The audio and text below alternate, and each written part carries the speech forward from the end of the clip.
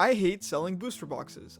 I absolutely detest selling booster boxes. I understand booster boxes in general is like the whole story of what Pokemon is, right? Like you open a pack, you sell the card, that's the whole cycle. It is so frustrating selling booster boxes that you know are legitimate. We'll talk about all of it. And people will tell you it's fake, you weighed it, everything on your mom, right? And I just know everybody that gives me 1 stars also thinks I'm giving them fake cards. Bro, I just know for these even English cards, bro.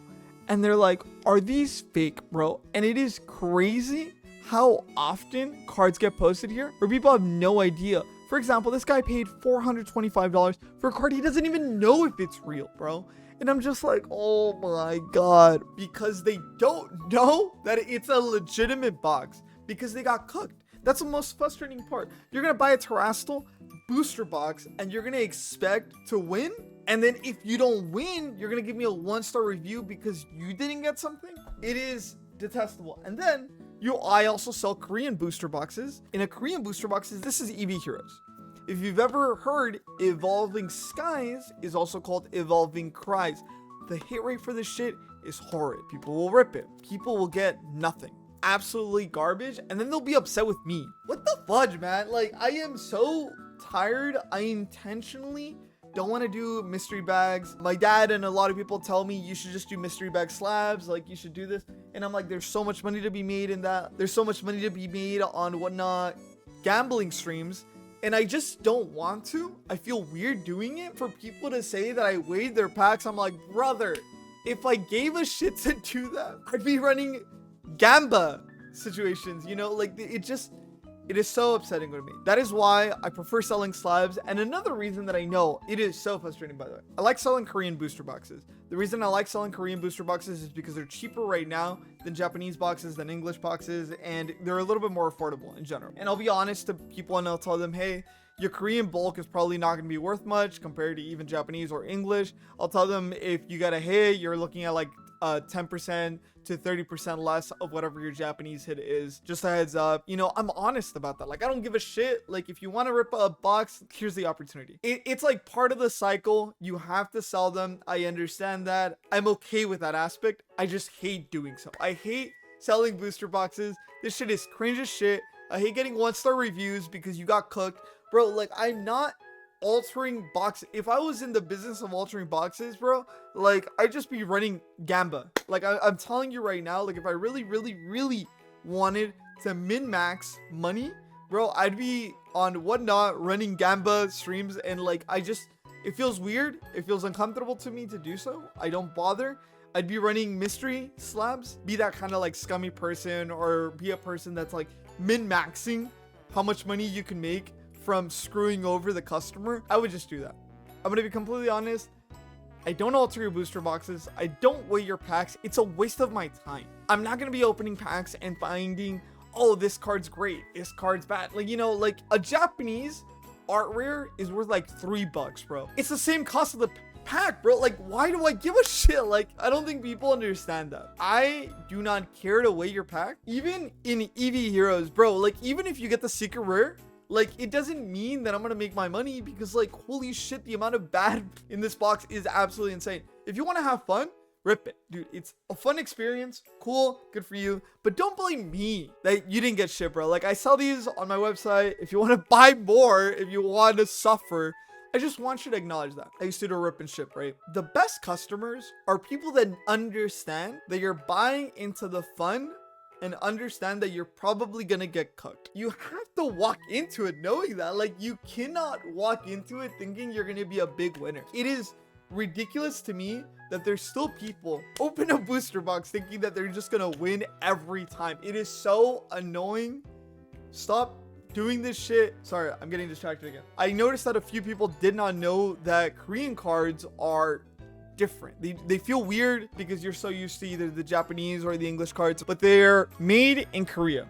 They're made with a different type of cardboard. They feel weird. I have opened probably 50 booster boxes of Korean on just streaming it. For anyone that is a big fan of manufacturing, you're gonna love this conversation. Think about manufacturing in some way like this. It is impossible to do the same thing correctly forever. I tell you, for example, hey, can you swing the hammer in the exact same way 100 times? You might practically get it every single time. If I tell you to swing the hammer 1,000 times, you might swing the hammer wrong or might miss hitting the board one time after 1,000. Now think about it in 10,000 swings. Be realistic with yourself. Would you be able to swing the hammer exactly the exact same way 10,000 times at the exact same force?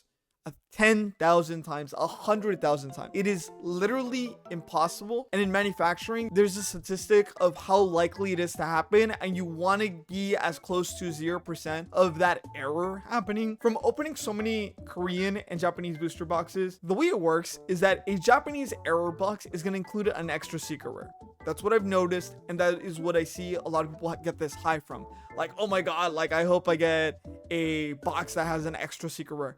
That, in this case, would actually be an error box because it's not guaranteed and it's not the expectation, but it is the goal.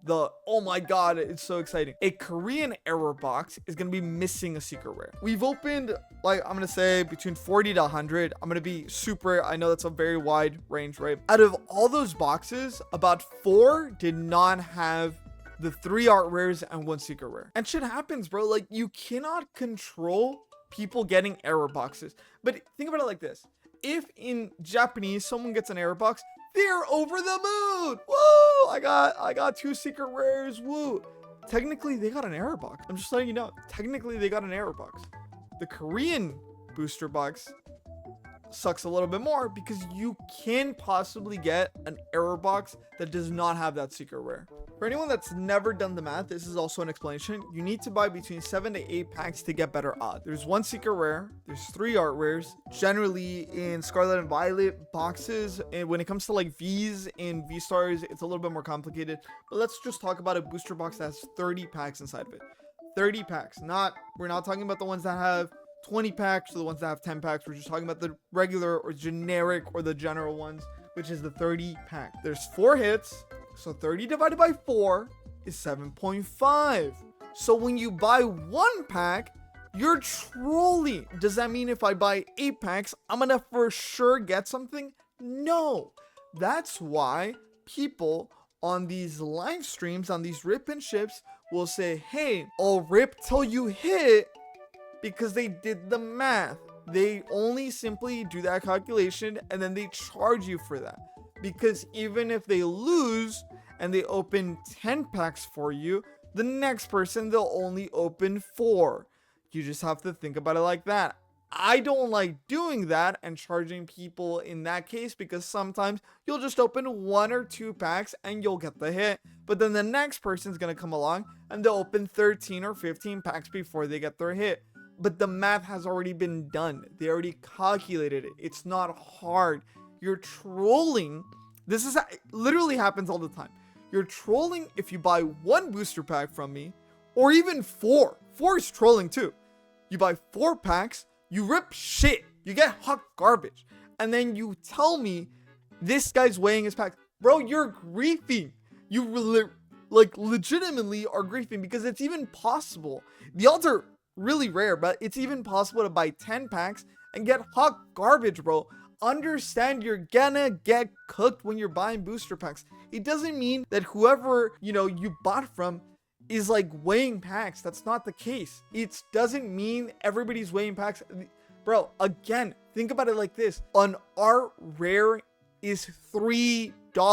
It doesn't matter. For the secret rares, even the secret rares are between $5 to $15, bro. Do you really think it's worth it? Opening all the ones that, let's say you get a metal detector, opening all those packs that you can literally just sell. It doesn't matter. If a customer hits, they get it, they'll give you a 5-star review. Think about it like that. Like, I get people being paranoid, but even think about it in like a benefit to the seller.